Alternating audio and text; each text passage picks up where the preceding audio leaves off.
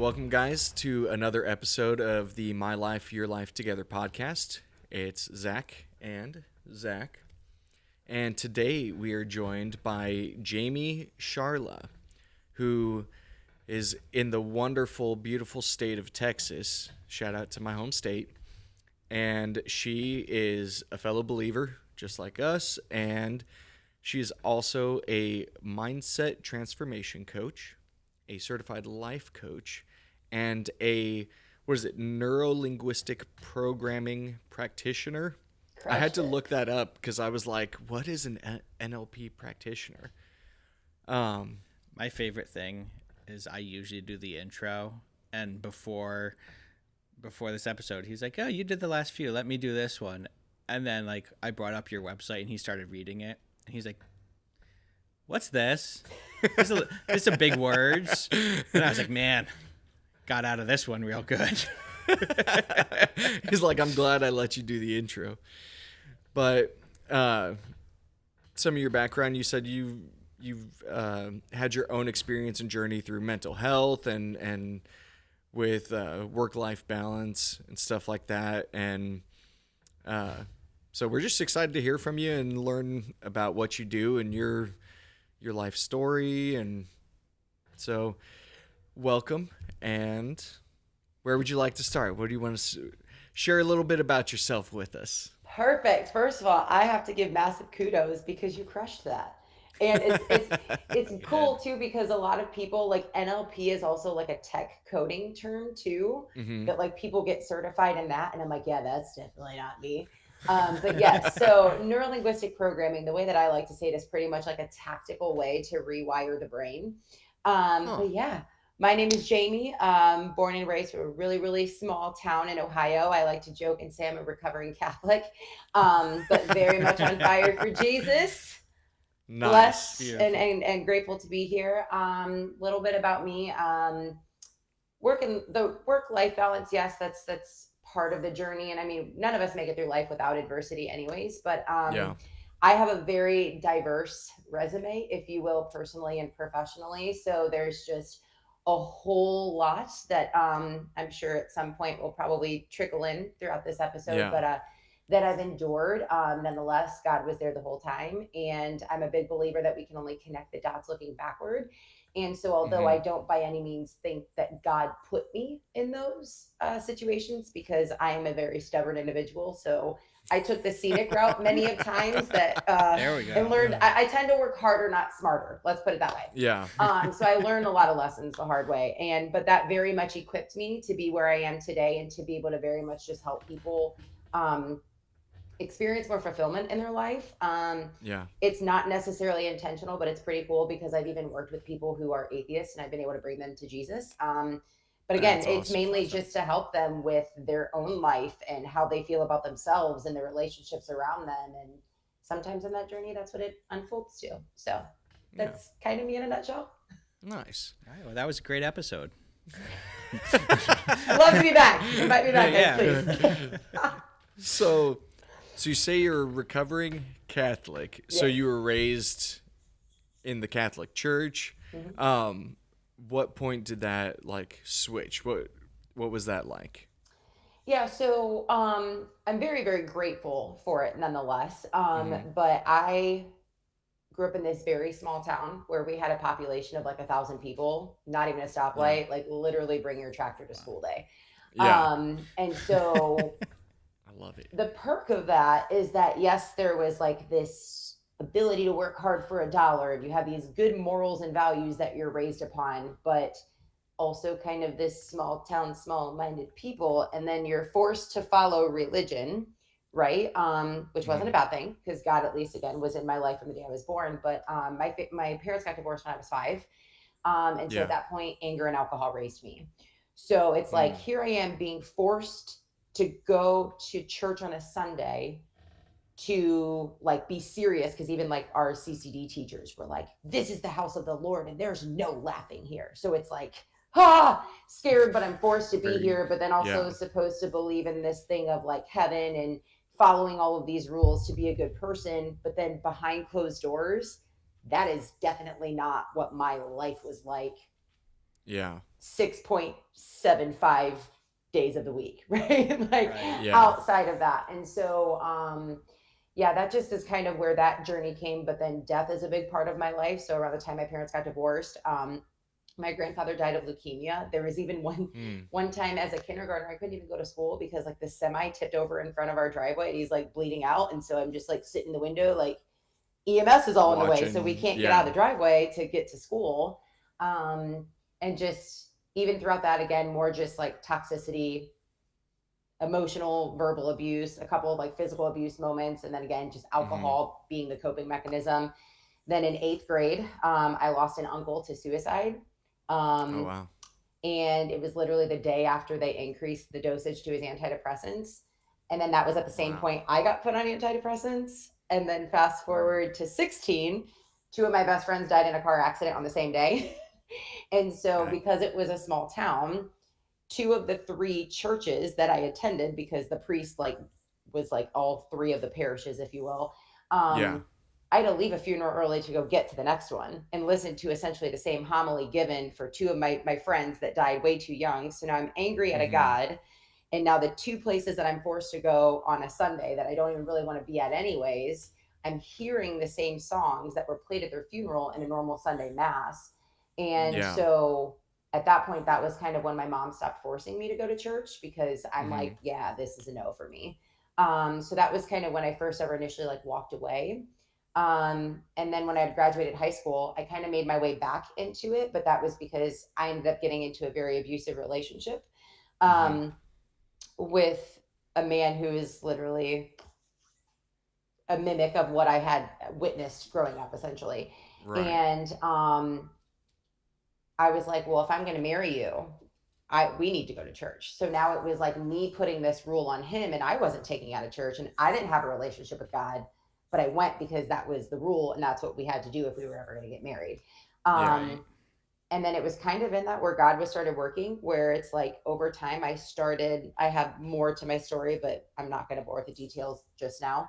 But then I just kind of started like intertwining more of like YouTube videos of like non-denominational preaching and like got around people who were very God driven, and it was outside of the faith. And actually up until 2021, I was still going to a Catholic church. But I was just throughout the week, I was learning to read the Bible and actually develop a relationship over the religion. And then I had a mentor give me a book called the Ragamuffin Gospel, which forever changed my life, helped me understand grace. And that was kind of when the Catholic journey started dwindling. Nice. Okay. That's a lot. Right. After that download of life history. Yeah. Right. I know Zach has questions, I'm sure, so I'm going to let him lead off. So I was going to say, one, I've heard of the book, The Ragamuffin Gospel. I haven't read it, but I've heard of it, and I've heard it's fantastic. Very much so. So I'm curious, right? You were talking about what got you to church was this abusive relationship. Did that resolve itself through like church and faith, or did that end? How did that go with? Yeah. It wasn't good. And especially at that point, like I was a very broken individual, and so was he. Like I have no ill will towards him. Like it was just, we were young and just 2 people who were not meant to be together. Cause like full transparency, cause that's just who I am. Like, I mean, there was even times that like I would drag him to church after we literally were getting wasted the night before. And like, I would get shoved down the stairs, or we would be like pushing each other or whatever. And then like, I would still be wasted the next day as we would roll up to what I would call hangover mass, cause it was at 11. And I literally had to leave before communion because I was throwing up in the church parking lot. Like it wasn't good, but I mean, hey, at least I guess I was there.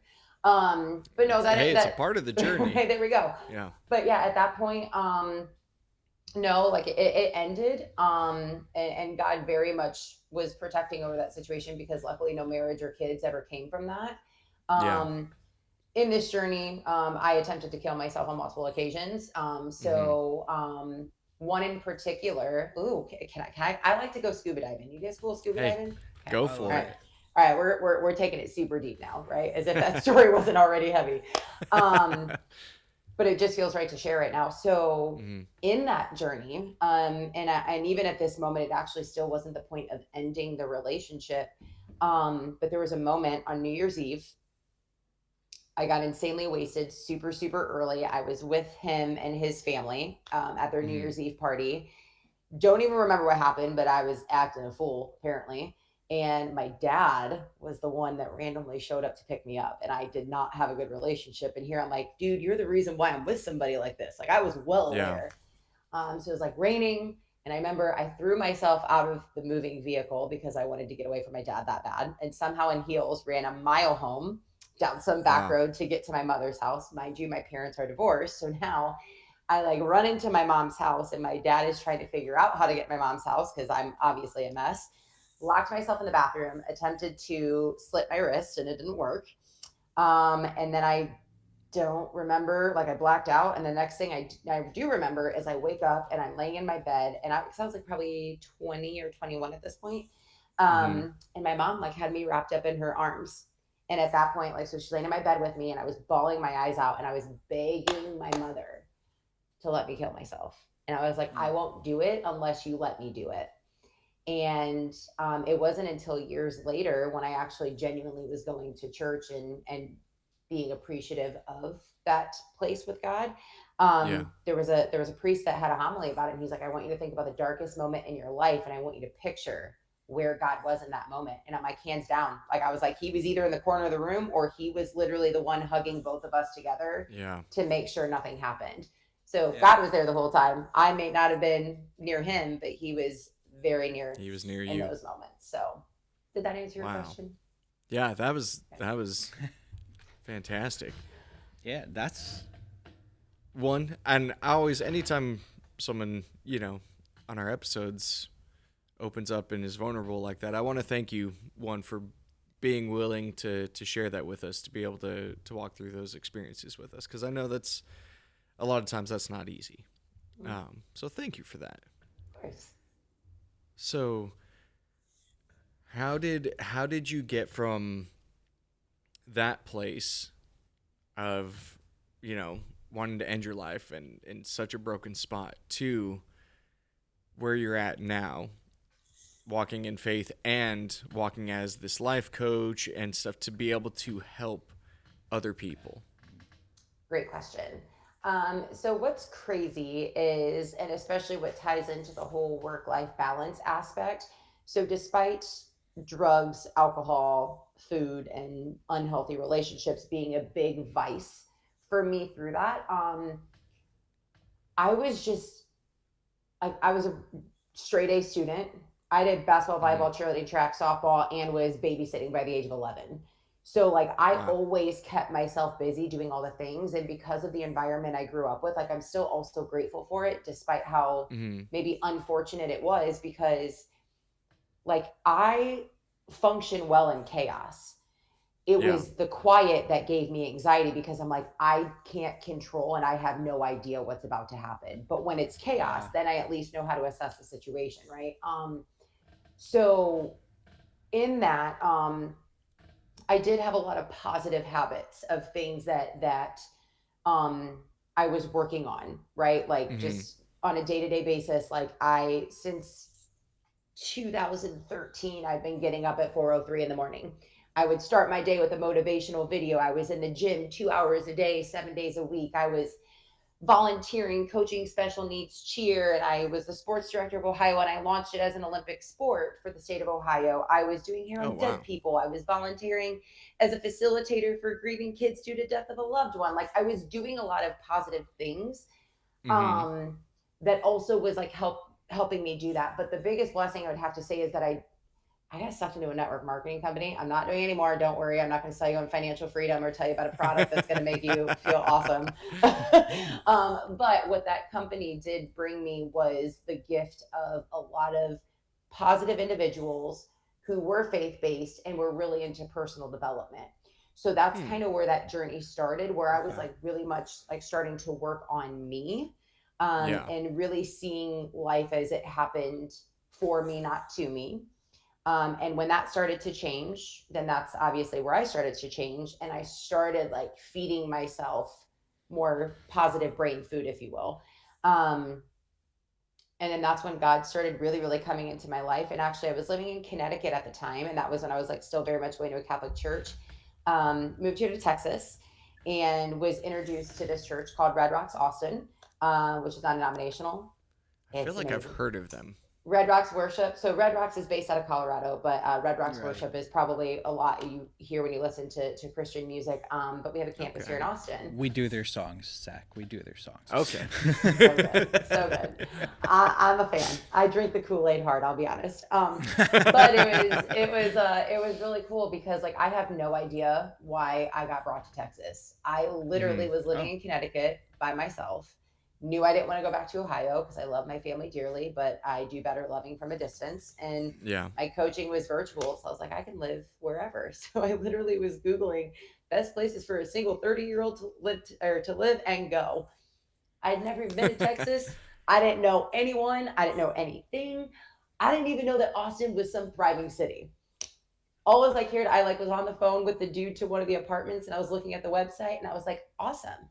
How are the CrossFit gyms in the area? Because fun fact, I'm addicted to CrossFit. I made it more than 5 minutes into the episode, so I'm allowed to say that. I was gonna say we're at 24 minutes, almost 25, so you're allowed to stay on. Yes, nice. exactly. Well done.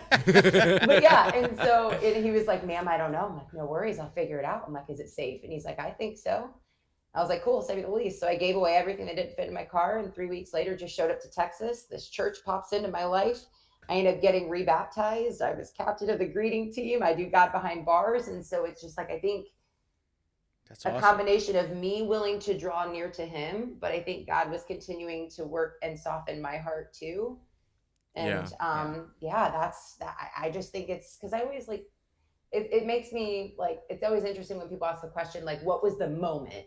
Like, when you gave your life to, like, you knew, like, you just had to give your life to Jesus, or what was that moment? And I was like, for me, there wasn't this like dead set moment. It was just this like piece by piece. And then all of a sudden I was like, whoa, this is a really cool accumulation. And I love Jesus. Yeah. That's I feel awesome. like for people raised in a church, whether it's non-denominational church or, because I was raised in non-denominational church or any church, like you grow up in church and you're always like kind of saved. You always kind of know. And then one day, you know, your own personal story and journey starts. Because like people would ask me, I have friends who didn't grow up in the church and weren't Christian who have gotten saved, and like they have these amazing stories of how the Lord met them where they were at.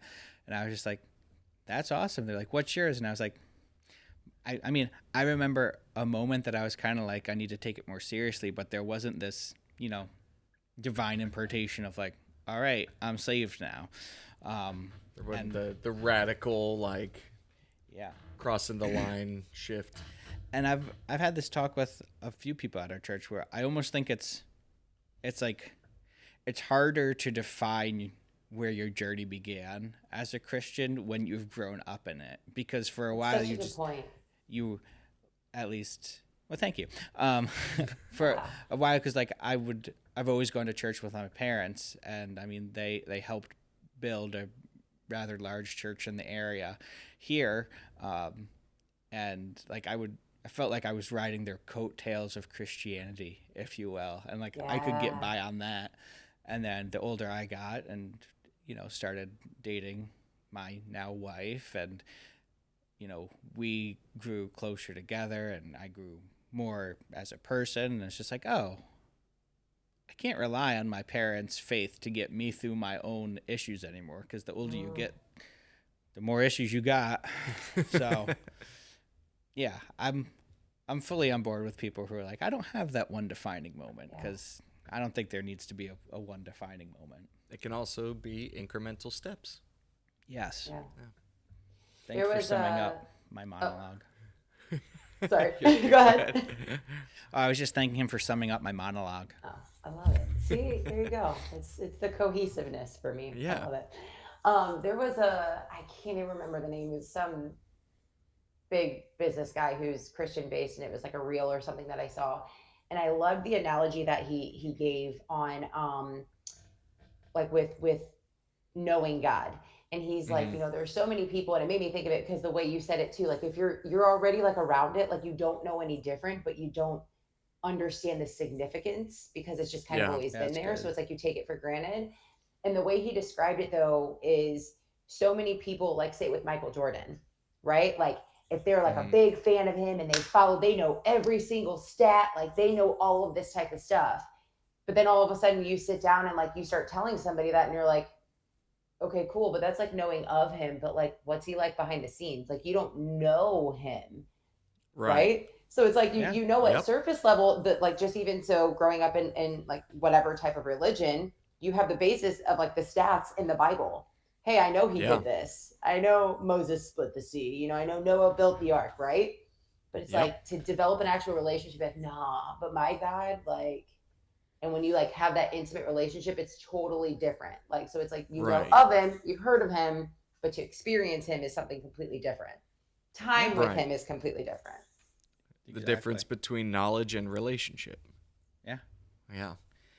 Um, is God Behind Bars prison ministry that you Yes. do? Okay, that's Yes. awesome. That is super cool. Yeah, I know our church used to had somebody who spearheaded a prison ministry for a while, um, and I know there are a few people who still go to like women from our church who go to like the female detention centers up here Mm-hmm. and do it, but we don't have like a defined prison ministry Yeah. anymore.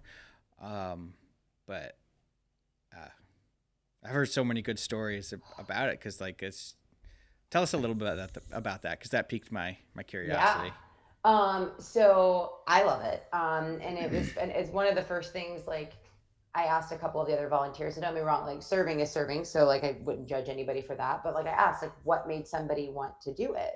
And a lot of them were like, oh, I just want to, I want to be able to make a bigger impact, right? Mm-hmm. So their hearts are in the right place, right? But when they asked me, and I'm like, dude, because that could have been me. I'm like, I Yeah. was getting wasted, and at parties, me and my boyfriend were like literally like causing scenes all the time. I'm like, I could have like killed somebody driving home drunk, right? And then now I'm Yeah. in Mm-hmm. prison, right? Like I was doing drugs at parties and stuff, and half the time I don't even remember what I was doing at night. So who knows what Yeah. thing. Yeah. And so it's like that easily could be me. But what I love about it is, a lot of people are like, oh, is it scary or is it really heavy? Like, yeah, don't get me wrong. Some of the moments it's heavy. Um, but I have never met a group of people who are more on fire for the Lord than they are. Because think That's about it, awesome. they don't have the distraction of the world around them. Like, yes, they Yeah. have like these, like, they got to watch their backs and everything because of like clicks and stuff that are forming there, like, dealing with all of that. But like, they have so much time to just sit there and be in the word. And so the majority of them, Wow. like half the time, it's like when we go in there, they know more about the gospel than what I do. And it's there's one woman in particular, she's amazing, and she's been there for over 30 plus years in prison. Wow. But every time I see her, and like the first time I got there, because like I have tattoos and stuff like that, and so we were talking about her tattoos. She's got one on her forearm that says blessed, but the ink, that like the filler of it is red. And she's Mm-hmm. like, that's for the blood of Jesus, but it's blessed on her forearm, and then up the both of her calves, it says highly on one and favored on the other. So if somebody asks her how she's doing, she's like, I'm blessed and highly favored, and just points to That's it. It's awesome. just there's a couple of the ladies who were super into witchcraft. And that's Mm-hmm. kind of what like, got them into prison because of the type of stuff they were messing with and making bad decisions. And they're like, we found God in prison. And it's so powerful. And yeah, like it's just they're people too. And I always like to Yeah. say this, like when people are like, oh, but I would be so scared, and I'm like, think about this, hear me out. Yes, there are people who have literally like murdered multiple people in there, I get that, but I want you to put yourself in their shoes, right? Like imagine you were somebody who literally either never even had anything, or maybe you did. You lose a job, you start drinking.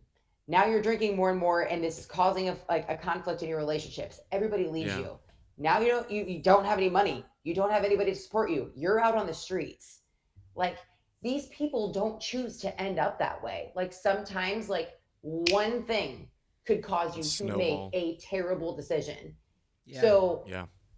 just because they actually like, maybe I'm also just blessed and protected enough to not have something that led to that catastrophic of a situation, right? Yeah. You lose a kid, or like you have a child that dies, and your relationship falls apart because of the blame of each other, and then now you're on your own, and you lose your job because you're so sad, right? Like anything could spiral to put you in a position, and then now you're like, I gotta do what I have to do to put food on the table. Maybe I do need to sell drugs. Maybe I do need to protect my life because now it's being threatened because I'm in really bad neighborhoods. Like, sorry, I wholly tangent, but clearly you can tell I'm passionate about it. But that brought up something that, I mean, Zach probably has more experience on than I do, being a law. So I'm former law enforcement. I did 10 years of law enforcement before I moved up here. So I actually can really identify with what you're saying, because I was very close to that world on the law enforcement side, and I actually agree. There were a lot of people that I interacted with that would be like, why are you, because I got along very well with people while I was working in law enforcement. Like I was the nice cop that people liked to talk to. And a lot of that was because I feel like I had that same perspective is, we treated them like human beings. Right. And there's a lot of people, like any one of us is one bad choice away from being in that spot. Yeah. Like, and I would say this all the time is like, there are a small group of people out there that are like the legitimate, like, I think they're, evil people that have made decisions to be an evil person, but most of the people that I interacted with were not evil people. They were people in a bad situation making a bad decision on that day, Yeah. So, yeah. So I think that's awesome that you're doing the prison ministry and stuff. And yeah, my sister, she's a nurse, and for a little bit she worked in a prison, and she refused to look at the part of their chart that would have said what they were in there for. She goes, I do not want to walk in and have that hinder how I'm about to treat them, because my job as a nurse is to go in and assess whatever is wrong, give medication, whatever, fix whatever's happening. Like, and I don't want to know that. And there was one situation where she did that. She walked out and the PO looked at her and was like, how'd it feel? And she's like, how did what feel? And he's like, to sit across the table from a triple murderer. And she goes, dude, he was so cool. Never in a million years would I have thought that. And don't get me wrong, sometimes too, and I'm sure you know this by being in law enforcement, they also know how to manipulate, right? Like that's a skill that is learned too. But like, it's funny. So in addition to all of the other stuff that I do, I also have like just an empowerment page with a friend of mine called Relentless Glory. And I made a post the other day where I was like, Christians, we need to do better. Because one of my favorite things to say is that like, if somebody chooses not to love God or to know God, that's on them. But if I'm the reason, that's on me. And so whether somebody's evil or not, whether they have done wrong or not, like that is not for me to show up in a way that isn't loving and isn't kind. And so in that type of situation, like, don't get me wrong, like I can't fathom killing 3 people, but this is like, at least what I always try to do is that we always at some level have something in common with somebody. And when you do that, that's when you can establish a relationship and you can like create like care, love, and respect for somebody. So like as a starter, right? Like, hey, that's crazy. Like you kill people and you're really angry and you probably, lived a completely different life as me, but I bet you like pizza, or I bet you like dogs. And now all of a sudden you can start talking about your favorite kind of pizza, or like your favorite memory about how you got your dog. And then now all of a sudden you can start to bond, and then you create a safe space for one another. And then that's where healing can happen. And that's where growth can happen. And it's just, I don't know. I think that's something that's important that we need to keep in mind. Right. Yeah. Yeah. No, I absolutely agree. I mean, it's a simple concept that people, Christians specifically, for some reason lose track of is, like a lot of people say all the time, oh, it's not our place to judge. But, at the turn of a hat, you're you're talking to your friend about somebody else. You know what I mean? Like I work in healthcare. I worked at a pretty big medical center up here who had contracts with all the correctional facilities in the area. And so I worked with prisoners a lot, and same thing as your sister. I wouldn't want to know what they had done to be in that point, because there's a part of my brain that would judge, and I just can't help it. It's just how it's going to happen. And I like to think I'm professional enough to not let it affect how I do my job, but it would affect me on a personal level of probably how I talked or interacted with them. Mm-hmm. And so I wouldn't know. Because, you know, the key thing that you get from the Bible is you're just supposed to love people. And one of the best things that Zach always says is you're never going to argue somebody to Christ. You're never going to argue somebody into agreeing with you. Mm-hmm. But 100% of the time you're going to argue somebody away from something, and then it would have been better just to keep your mouth shut. Mm-hmm. So it's just like every time I came across, you know, if he was an inmate, or even if it was just a person who was downright rude or had, I worked a lot with people who had, you know, former or present history with like white supremacy and had swastikas tattooed all over them. I, you know, treat him with a person. I didn't give him my cell phone number or anything, but while I was dealing with them, you hang out with them and like, yeah, you're just a person, very extreme ideologies, and I'm not going to agree with you on them, but it's not like I was condemning them or anything. You know what I did? I have this fun thing where I like to work God into like every conversation that I have when you're my patient. Or just wear a shirt. Yeah. Yeah. Or that. Like, that's the other thing. I need more like Christian tattoos. So because people always ask about my tattoos, and I'm like, well, I got 3 little pigs tattooed on my forearm from me, my grandpa, and my great uncle, which is a great story. But I can't really wear Christian swag at my doctor's office. But if I get it tattooed on me, I don't think they can say anything. What can they do? Because you don't have to worry about doing laundry. You can wear it every day. Yeah, that's awesome. Permanent. What is that? Did you ever read the Shel Silverstein books? Yeah. They were like little poems. There was that one about like the tattoo. I think it's called Tattoo and Ruth. It was like my brother's favorite poem.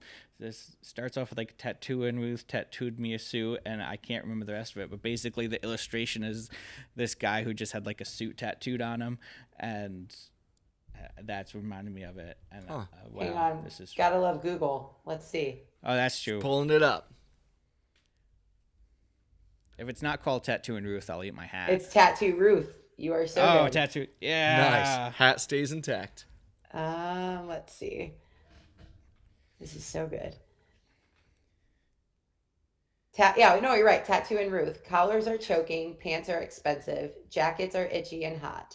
So Tattoo and Ruth tattooed me a suit. Now folks think I'm dressed when I'm not. Shout out to Shel Silverstein. Awesome. Yeah. Great. Don't know how we got here, but that's I love it. No. One thing I do want to kind of circle back to, though, that I think is also important, and this is something because, man, I got blasted on the post that I made about Christians needing to do better. Like, you got to love the keyboard warriors, and they were coming in hot.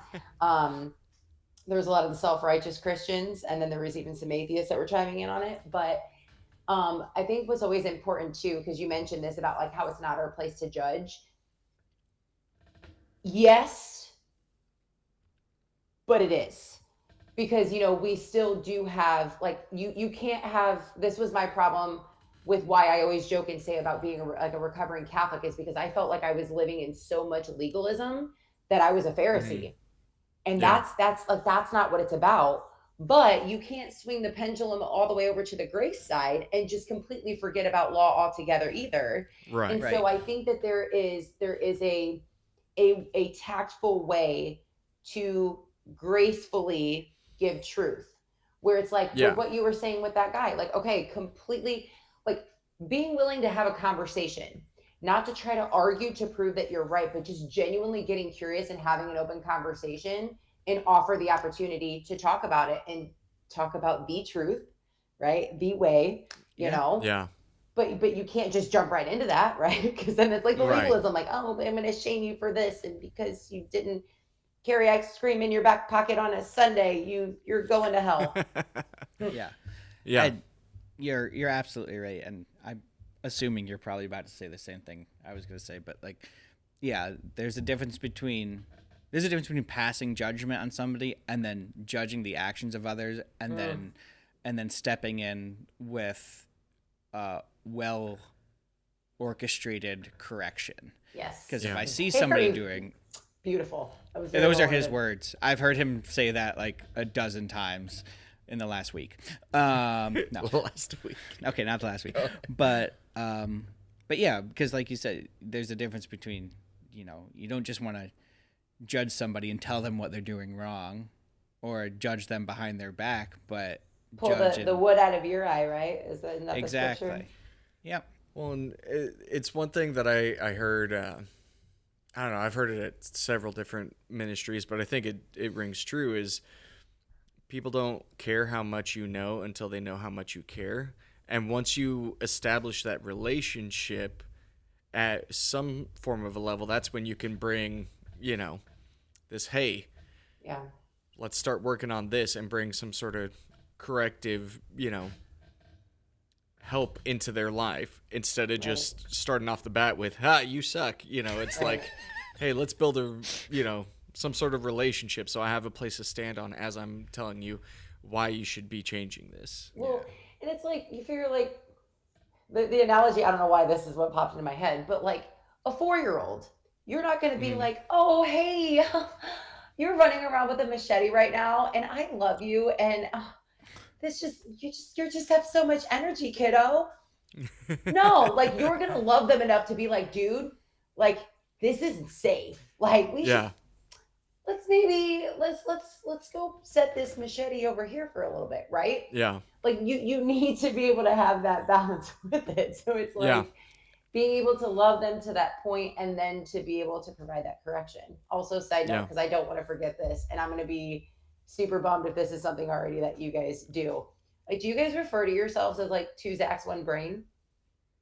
Because that's all I keep like hearing when you said that. You're like, I know that this is what he's going to say. Two Zachs, one brain. There you go. That's brilliant. We might. That needs to be incorporated. You can Venmo me for my marketing strategy later. I was going to say, can we steal that? Please, no, that would be amazing. Two Zachs, one brain. I think that's awesome. That's awesome.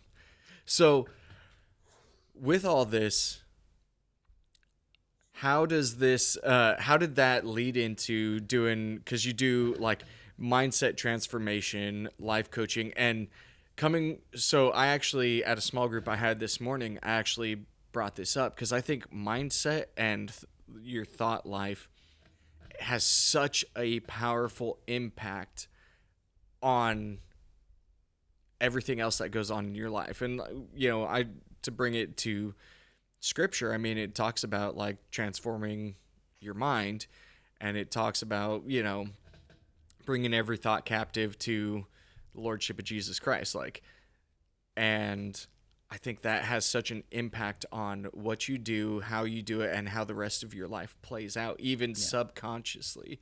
So I'm curious what your perspective on that whole doing the mindset transformation is. Absolutely. So I'm a big believer that we can only connect the dots looking backward. And I have, especially like being like playing sports my whole life. I've been in the gym my whole life. And I've been a coach of some sort my whole life. I used to coach gymnastics. I coached competitive cheer. I coached special needs. Like even in any role that I had throughout the many, many different jobs and professions that I had, I was always just naturally a leader, and I was really good at encouraging other people because that was always what I needed. And so it's like, if I couldn't get it, I would get secondhand joy, if you will. Like at least I could get the joy. But going to what you said, and that's like, I almost like to treat the brain like it's a muscle, right? If you want your biceps to get stronger, you have to practice and keep repeating emotion over and over again. But then you have to create tension. You have to get a heavier load to now be able to actually build upon that muscle. So to me, that's where the brain works with like our thoughts, our belief systems, being able to take them captive and create emotional regulation. Where it's like, if you don't even know how to capture your thoughts, that's already going to be a problem, Mm-hmm. right? Because now how can you even discern what's true and what's Right. not if you don't know how to practice and go there? And so Mm. I think that like that's where like I hate the Yeah. term life coach because I feel like anyone and everyone is becoming one now. It's like the new car salesman. um, The- right. yeah, They're Yeah. stealing the like term yeah. to like. But with that, it's like I think what's also so interesting about the way we work as humans, it's so normal in our society for kids to have coaches. Like, hey, I need a tutor for my kid, or I need a piano teacher to teach or coach them how to play the piano, or obvious one, sports. Why all of a sudden, when we become adults, when life really gets Mhm. hard, we think that we don't need coaching? Like, even Tiger Woods has a coach. Like, you need someone to be your blind spots. And that Yeah. was something that I was blessed to start experiencing when I was like 24, which also became a part of my journey, was investing in coaching. Mm-hmm. It was actually while I was even in high school, it was my cheer coach who literally pushed me in ways that like I wasn't getting in any other area, right? Because I was already doing all the things to avoid being at home. So I wasn't really being parented because I never wanted to be home. So it was like a coach that completely changed my life. And so I think that just Right. coaching is so powerful because it's an unbiased source who is there to encourage you, to hold you accountable, to help kind of clear the space for you and keep you focused on Mm-hmm. what it is that you want. And that's what's going to be able to help create that repetition, because what we have a tendency of doing in the whirlwind of life, like we're busier than ever before. We're constantly being like compared to, or we are comparing to everybody's highlight reels of social media. Then you throw the stress of like, I need to put food on the table, I have my own Yeah. aspirations, I have these other people I need to take care of.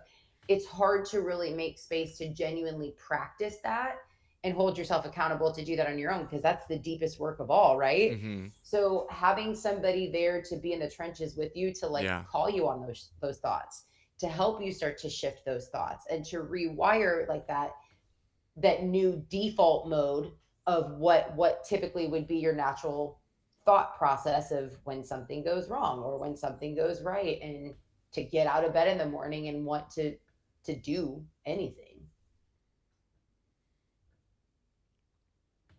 Yeah. That's awesome.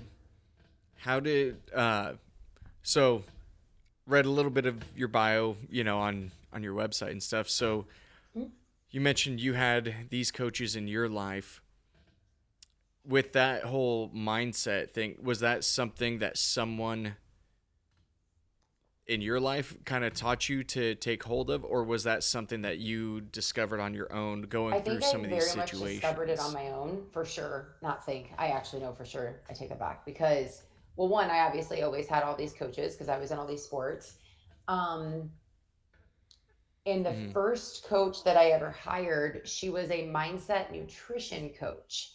So it was like to actually coach me through like better having a Huh. relationship with food in general, um, and just kind of a better relationship with myself. Yeah. But even at that point, I didn't fully realize it because, again, like I was already like paying to be a member of a gym and having coaches that way and like doing all that type of stuff. And then I had randomly, this was like before ads were like a big thing on Facebook. There was an ad that randomly popped up on my Facebook page, and at Yeah. this point in middle of nowhere Ohio, definitely there wasn't like a lot of coaching going on, or life coaching per se. So I never really grasped the concept. But then this Mm-hmm. ad was about like, it was a call to book to become a coach, and like something just like drew me in, and I was like, I don't Huh. know why I'm so interested in this, but I am.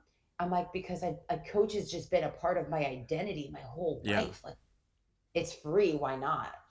And then that was when it all started to make sense. And I was like, dude, like I could Yeah. actually go out and help people and use all of this experience to my advantage. Cause then outside of that, like I was always obsessed with how the brain worked. I like to say I'm like a termite where I like dig into people's brains. Yeah. Like I will ask you again, I go scuba diving. I will ask you like the deepest and the most off the wall like questions because I want to know what makes you tick. I want to know why you think and do things the way that you do. So when that moment kind of happened where those two things had a chance to work together, it was like, huh, okay, let's do this.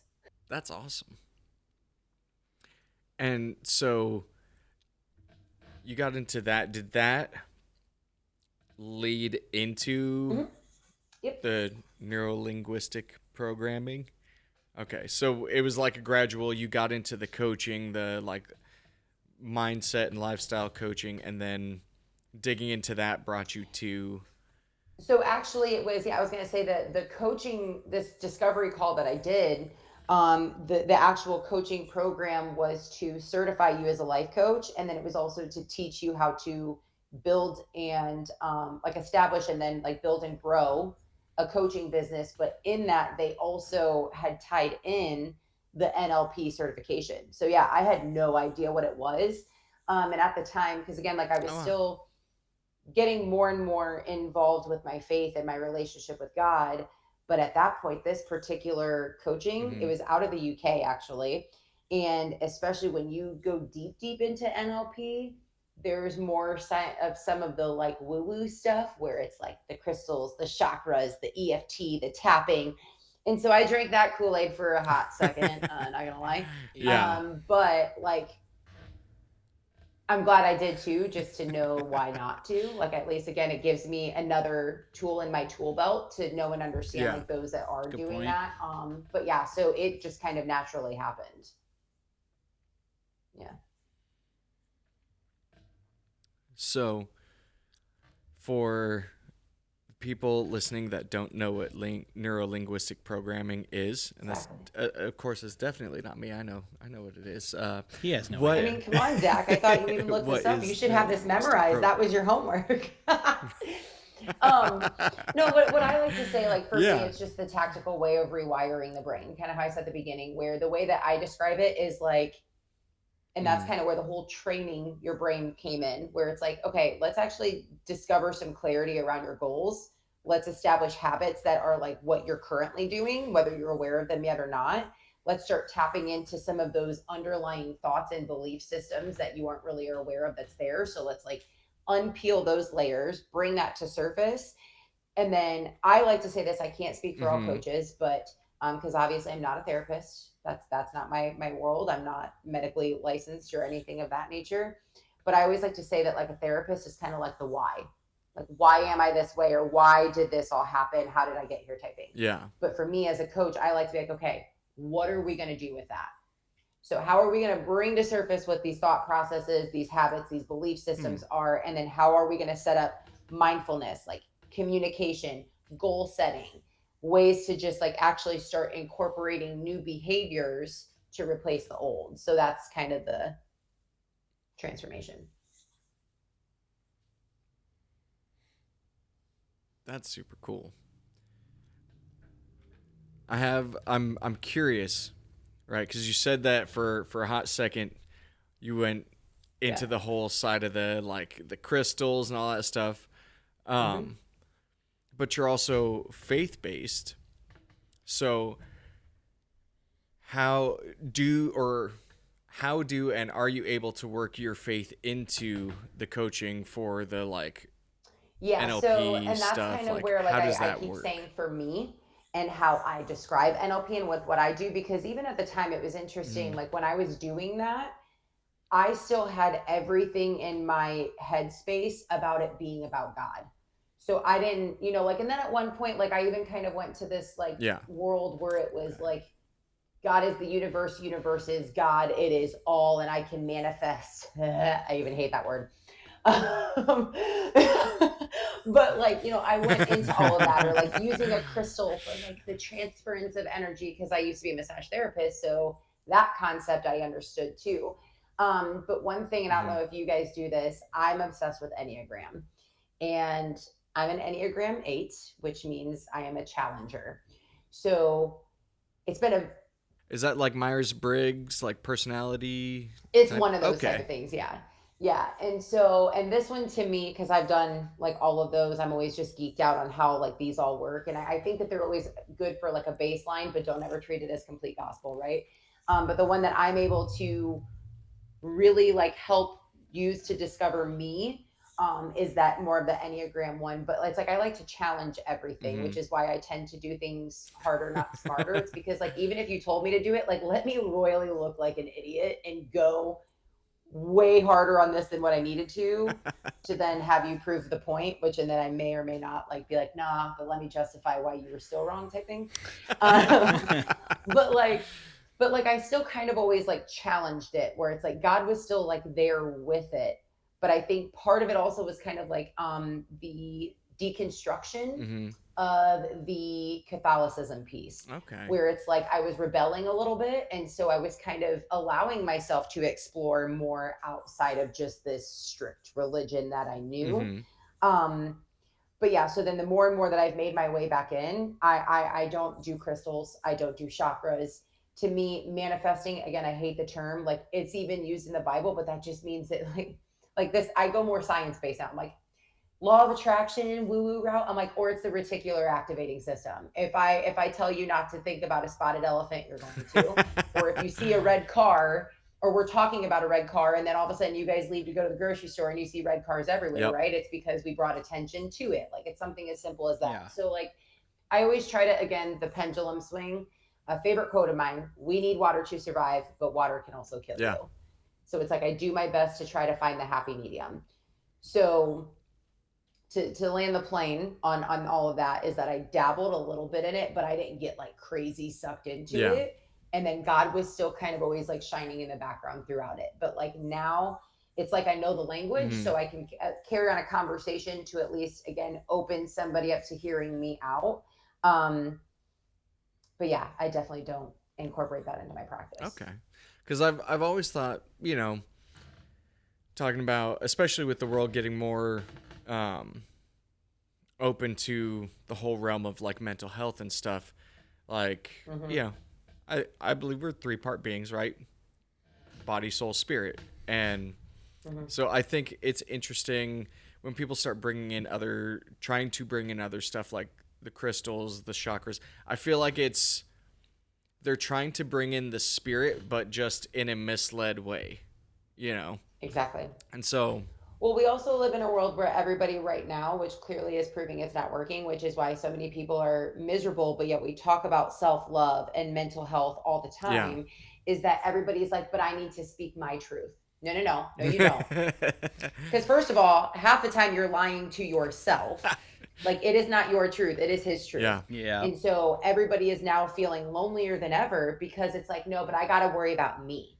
I got to focus on my self-love. I got to set my boundaries. And again, there's a balance to that.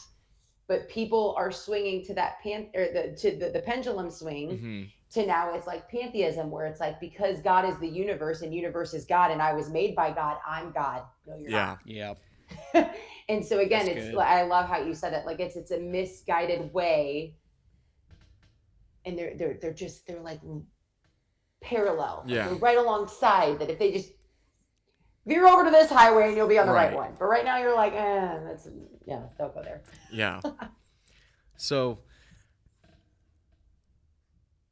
So you mentioned, right, that through all this coaching and stuff, you've had the chance or the opportunity to even speak to, atheists and been able to bring them to Christ. I'm super curious, like, how did that work? How did that go? Where did that door open up through the coaching to be able to speak that into these people's lives? Yeah, great question. So, and it got put on my heart back in November, and you guys are like the first people I've ever really like told about this, like other than like my close people. But I got put on my heart to become a pastor. Nice. And my Catholic baggage initially was like, absolutely not. Women aren't meant to be pastors. I was like, I will pray over you all you want, but it is not my role to be at that point. And then I kind of got called out about that and really started like listening to like Pastor Rick Warren and stuff like that to like really feel like, okay, where in the Bible did it specifically say that would be the case? But essentially I was doing it even prior to ever considering that. So like the title is irrelevant, right? So kind of a couple things is like, I clearly talk about God. I clearly wear shirts that talk about it, but like in like my bio on my coaching page and everything, I don't put And I don't think I would want to put that I was a pastor, because I would close out the opportunity to talk to those people because they think I'm going to throw the book at them. I want, like, through my coaching, I want to be able to get to those people who wouldn't enter a church. Yeah. However, it's still not my place to judge you. You still deserve to experience happiness in your life. And if you're struggling, I want to be able to help do that. So for my clients who are faith-based, like, we pray over our calls, we pray in, we pray out. God has brought all throughout That's it. Awesome. And the one client in particular that was atheist, I didn't even mean to. I swear I didn't mean to. Anytime I did my sessions with him, I had a shirt on that had something about God. and then, like, we would just, like, work through stuff, and I would never bring it up, you know, like, unless there was a question that happened. But there was one moment where something really low happened in their life, and they're like, Jayme, I don't know, but if there's a God, like, I need him. And you're like, okay, well, let's talk about that. I'm like, yeah, but then even with that, it was still just an open conversation of asking questions to let them get curious. Yeah. Where it's like, if you want to talk about it and you want to know, like, my perspective, I'm happy to share. But I was like, otherwise, I'm just going to be here alongside of you to help ponder some questions, right? Yeah. Like, being curious is a really, really important thing. Like, otherwise, you're a fool because you're just listening to what anyone and everyone is willing to say. And so I think it's important to find things out for yourself. So that's kind of how that journey went. There was another gentleman, originally from India. So obviously that cultural difference, you know, and so amazing human. And luckily he was here local, or he is here local in Austin. And I was able to get him to come to my church. That's awesome. And now he volunteers at church and everything. And it's just really cool. Yeah. But it's just loving people where they are and not shying away about it, but kind of like with what you said about, like, just weaving him into the conversation. And then whatever God wants to do, like, I even say that before every coaching call I do. I'm like, God, whatever you want to have happen. Yeah. I have zero game plan going into any of the coaching calls that I do. I wing it, which is why I was so pumped that you guys are willing to wing it. Because look at these amazing conversations that happen when you don't carry expectations with closed fists. And I like that. It's almost like you leave the door. I like that you leave the door open for them to ask the questions. And just from, like you said, the shirts that you wear, the stuff that you talk about, it leads them to a curiosity to discover it for themselves or to ask about it themselves, instead of being like, you have to do this. Because almost in the same way, like you said, you like to, you know, you have to try it the hard way. I feel like it's the little kid that you're like, don't touch the stove. And they have to be like, and then they learn, you know, if you tell someone, well, you have to do it this way. So many of us have that little rebellious, like, they're not going to be like, well, no, I don't want to do it that way. But you leave that door open for them to get curious and ask questions. They more naturally will walk into it instead of getting argued or pushed into it. It's like the scripture of the prodigal son, but instead of me sprinting out to them, I'm waving from the porch. Yeah, you're like, come on in. Yeah. I like that. Dinner's ready. Come on. Let's fellowship. That's awesome. Let's break bread. Yeah. Like, whenever I'm, like, I get, 35, 40 minutes with my patients when I'm doing the testing with them. And so, I'll ask about their hobbies. And, then they always ask me about my hobbies. Well, I have two hobbies. I podcast with my best friend who's a Christian and goes to the same church as me. And we both serve on multiple ministries at our church. So I just be like, I'm at church a lot. Sometimes they ask questions, sometimes they don't. Or like musicians, I'll ask them, how long you been playing music? And they'll tell me, play guitar. Do you play anything? Yeah, I play bass. Oh, do you play with a band? Kind of. It's a worship band. Yeah. And sometimes it goes somewhere, and oftentimes it doesn't. But the times it goes somewhere, it's worth it. Yeah. Like you said, Absolutely. I don't want to be the reason that somebody else didn't come to know the Lord or know about the Lord. Absolutely. That's awesome. I feel like we could easily just sit here for like 6 hours and talk to each other. I know, I was going to say, I was like, guys, this is too good. This is too good. I mean, I can't speak for Zach, but like I said, I always do. 2 Zachs, 1 brain, right?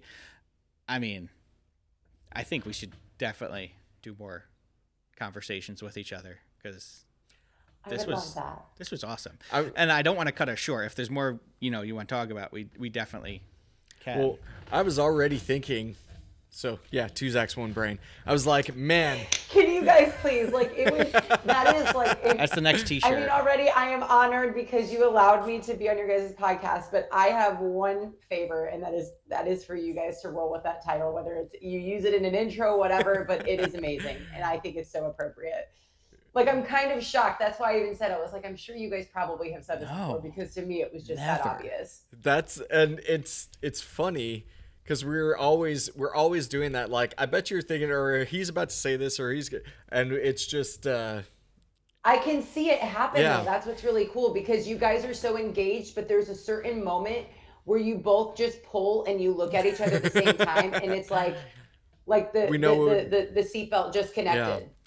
Absolutely. Well, and I was gonna say with that, I was thinking this, like, if you're open to it, we would love to have you on for more episodes, because I've got more questions that I'm like, let's go down the fitness and the CrossFit route. Let's go down, more in depth on. Oh, you want to talk about getting fit for the cross? Listen, hey, that's almost as long as what the Godwin would be.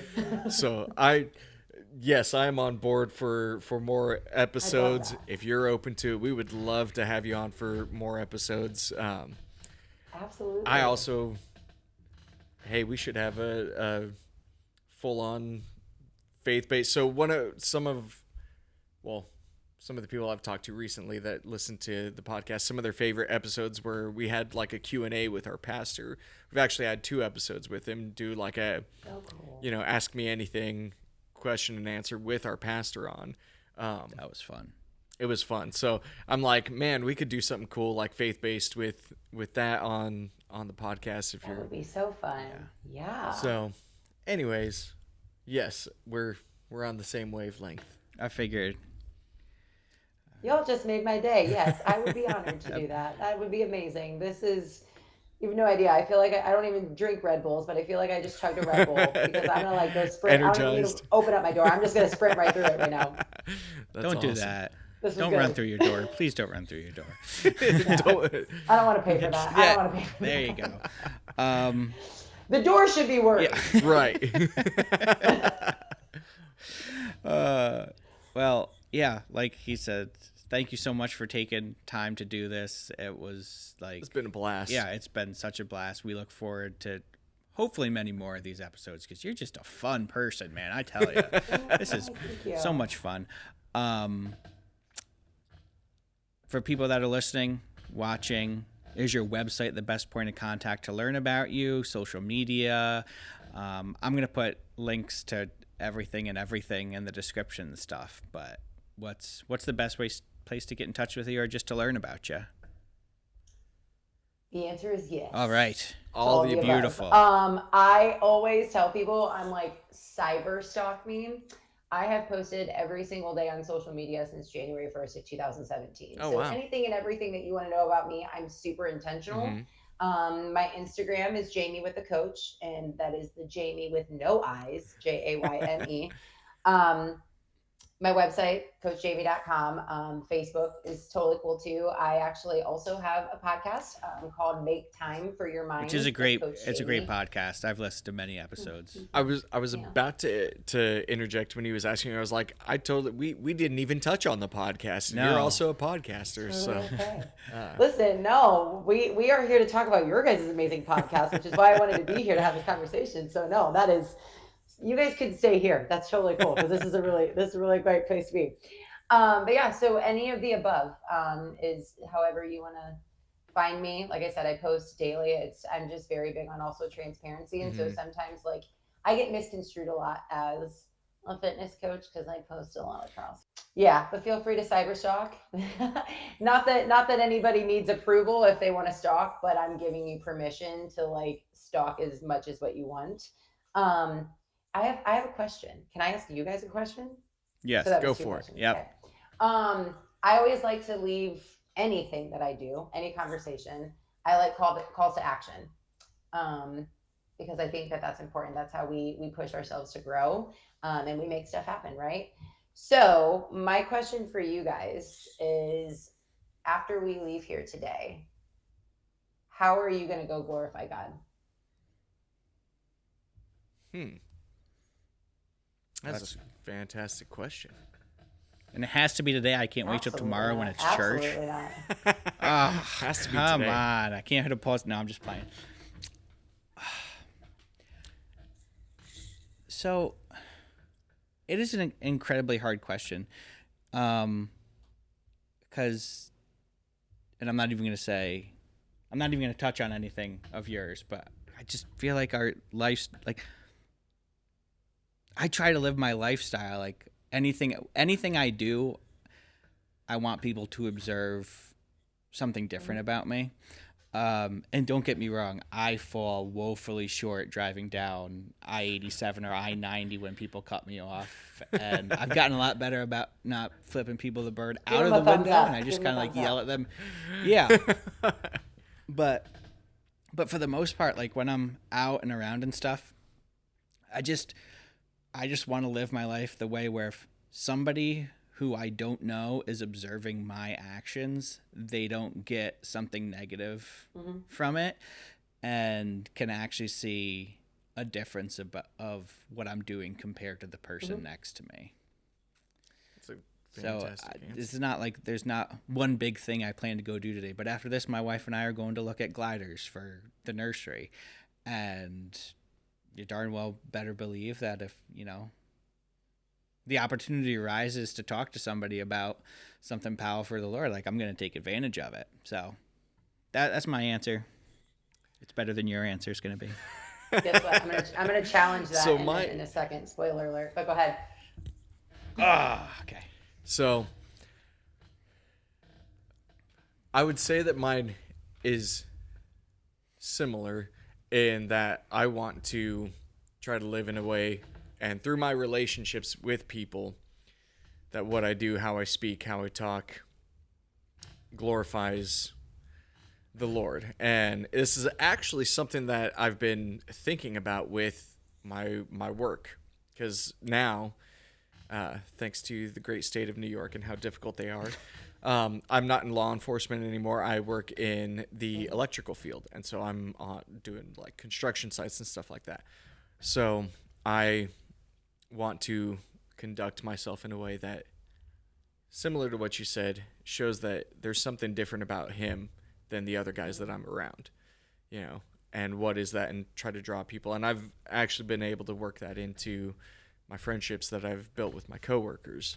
So if I had to put it into something specific with how I'm going to do it today, I have a birthday party to go to this evening, and I want to... Where? I don't know. Is it where you record your podcast? Yeah, it might be where I record my podcast. But I want to conduct myself tonight at that party in a way that glorifies God and carry on in my conversations, which, granted, a lot of people there are going to be Christians because it's his wife's birthday party, and there's, a lot of our church friends. But I don't know. That might be, I don't know if that's a weird roundabout way or answered it or didn't answer it, but I'm interested to hear your challenge. I love that. And that's where I think it's like super cool. Cause side note, I actually, for this year, like, I don't know, it's so cheesy, but I do like the whole theme words instead of like New Year's resolutions and stuff. And so my word for this year was actually glorify. And so in anything and everything that I do, I want to make sure that I show up and I glorify him. And so thinking more even outside of the box, and it's just a way of like, whether it be crazy faith or even if it's just to give God praises. It may not have to be in something that's like, because I gave a homeless man, money while I was out or whatever. Like, those are a lot of the obvious ones, or carrying yourself and being kind to people. But like maybe going out of your way to do something for somebody that kind of makes you feel some type of way, or like reaching out to somebody that like you kind of left on awkward terms or haven't talked to in a while, and just like being like, hey man, like haven't talked to you in a while, and I just really want you to know that I'm so grateful for your friendship, and like I would love to pray for you. Is there anything that I can be praying for you for? But just something like out of the box to be able to still like represent God, who he is, but then also just to show up with love. That's an awesome idea. That was a great idea. Challenge accepted. Let's go. And also for the listeners, this challenge stands strong for you too. You're not off the hook either. Yes. Yep. So even though we don't know you're listening, God knows you were listening. The Catholic guilt for you. Get 'em. Go do it. Who says there isn't crossover? Also, by the way, like you guys better like put an intro or something, like just big shout out to your wife's birthday. Like, hello, she was blessed to be born on this amazing day. Tomorrow she's gonna be 30 tomorrow. But technically, so if we really want to like nerd out, like biblically speaking, like in the way the days run, doesn't it technically start like how we go day to night? It actually goes night to day. Time. So depending on what the period Jewish would calendar. Be, it could still count. Yeah. And so when my wife turned 30 earlier this year, right? The whole thing was the like dirty 30s, and my wife was like, I don't like that. We're not going to do that. So we came up with the thriving 30s. Oh, did you know? Welcome to the thriving 30s. I dig it. Are so much more fun. Yeah, for sure. Yes. I mean, I'm a year into it. It's been the best year yet. So 3 years in, and it's been better than the 20s. You're not old. You're not old. I'm not old. I'm the same age, though. That's why I'm going to stand up for that, Zach. Oh, you're like, no. Uh-oh. Zach, you just caused you both to lose a brain cell there. That's not a good look. That's not good for me. Brain cells are hard to come by. I've only got a few of them. Amazing. Just kidding. But yes, all the links to Jayme are going to be in the description. You know, whether you're listening to this episode when it comes out or years from now, that challenge is going to stay true no matter whenever you listen to it. So challenge yourself. Do it. Thank you all for supporting us and listening and watching. And, you know, leave a review on our podcast. We'd love feedback. Super helpful. Yes. We got these fancy hats that people keep buying, which is awesome, and shirts. That's a great way to support us. And, yeah, just share it with your friends, family, anybody. You don't even have to like them. Just share.